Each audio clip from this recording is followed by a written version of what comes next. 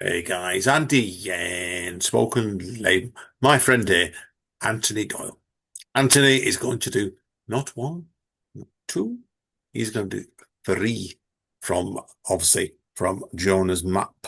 So over to you, my friend. Take it away. Thank you very much. This is called Blunder Breaks a Fin. It's from section two of the book.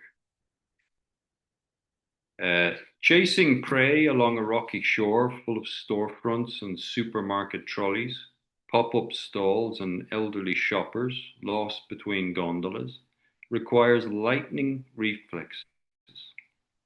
A mermaid must spin, bank, lift and duck with millisecond speed and stealth.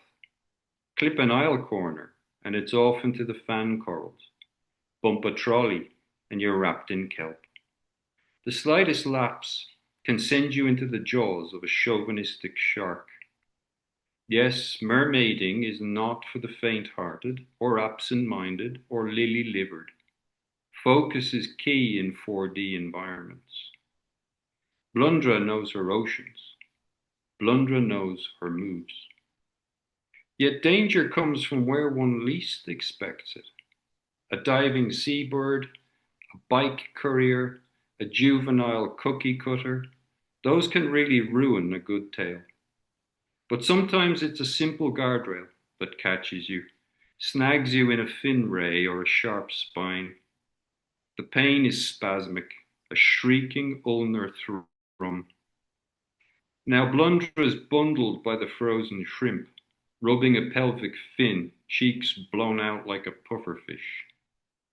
An elderly Triton watches with a sympathetic smile, limps into the longshore, and is carried out of sight.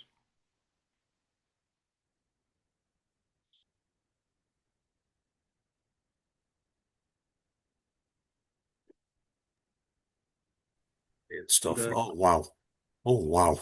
Yeah, really good stuff that one indeed, mate. So it's something that shows reading a piece out like that, what depth you get to it sometimes by hearing a person's tone on it there. So I think you took it in a really, really different way there. No, brilliant stuff, mate. Okay, so you've got back to you for poem number two, is it? Am I right there? It is now. Am I losing count already?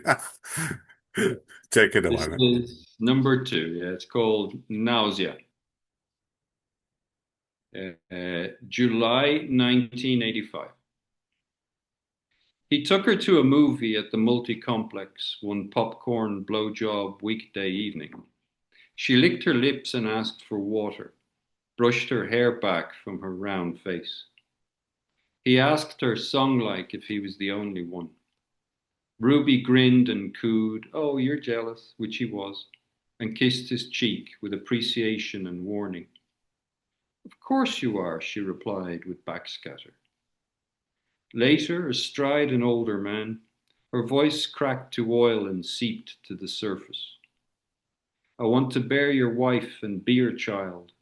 Made with each other we were, made with each other, made. Everyone is an only one."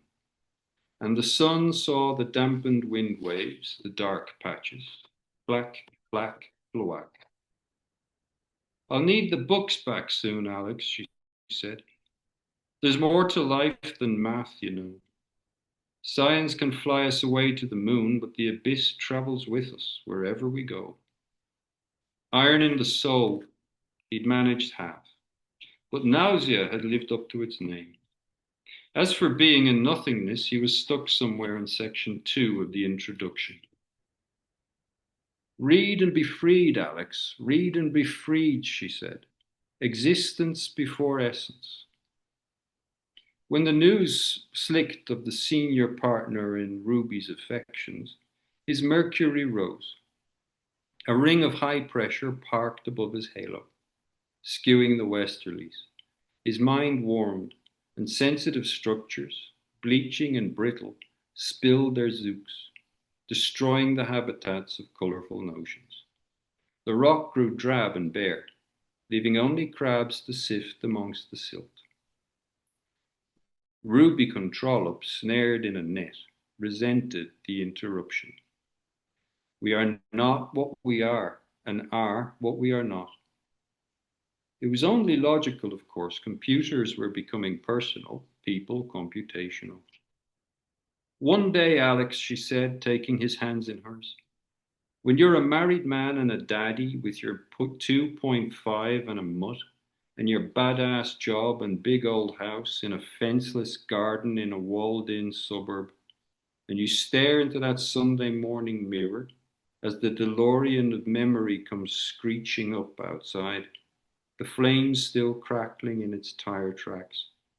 It'll be me you come back to, honey, to me and my generosity. Later that year, they found the RMS Titanic, and the space shuttle Atlantis made its maiden voyage. So did Nintendo and Windows 1.0. World population was just shy of 5 billion, and Alex was 21. Fantastic. Roll. That's such a good narrative piece, that. And I really like the fact where it goes off in several different directions with that.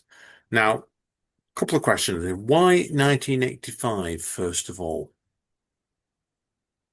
Yeah, this part of the poem, section 3, each section has a date, and they go backwards from 2018 all the way back to this one, which is the earliest section in the poem, 1985. Now, obviously, the other question is, and knowing what a good liar you are with your work, I don't want to know, obviously, did part second that stanza one happen to you around about the same time? Well, stanza one, one. Oh, No, look at him. I'm teasing you no, there, mate. no, nothing to do. I'm teasing you, mate. So. No, a lot. I did seriously like that. Now, it was, yeah, I think doing what you've done is really good world building. When you got to the end of it, and Alex was 21, it shows really like how wild his life is there and what's to come in relation to change now. Fantastic, mate. Okay, on to the big finale now, mate. Take it away again, mate. Um, I'll do one from Flounder. This poem is called Messersmith Palace. Along the pier base, between the Dillisk and the Carrageen, among the snagged hooks and lost tackle, that is Flounder's home. He'd prefer a sunken warplane, say a Messerschmitt or a Spitfire, something with history, with oomph.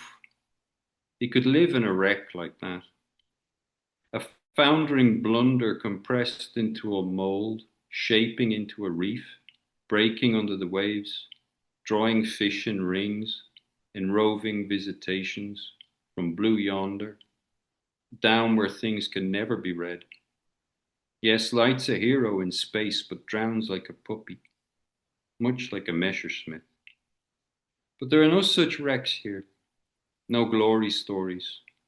Many mysteries, a lot of fantasy, a little shore porn, the guilty secrets of a seabed with the sheets kicked off, when the rack drapes in knotty crops and the shore, unwaxed, unwashed, skirts hitched, dreams of gone tides. You really shouldn't look, but it's the intertidal zone, the dregs of sleep and vigil. Oh, he could squat in a Messerschmitt. Daimler Benz long scattered, cannon planted in the bed, propellers curled like ribbons, the nose cone a septum hole, the cockpit void, the camouflage, borrowed from a white shark, faded to barnacle, and the fins, caudal, ventral, snapped, strewn, a buried archipelago of rivets and sheet metal. But it wears a grin, a broken grin, gill to gill. Yes, he could live in a Messerschmitt, playing Hamlet to a lost soldier's skull.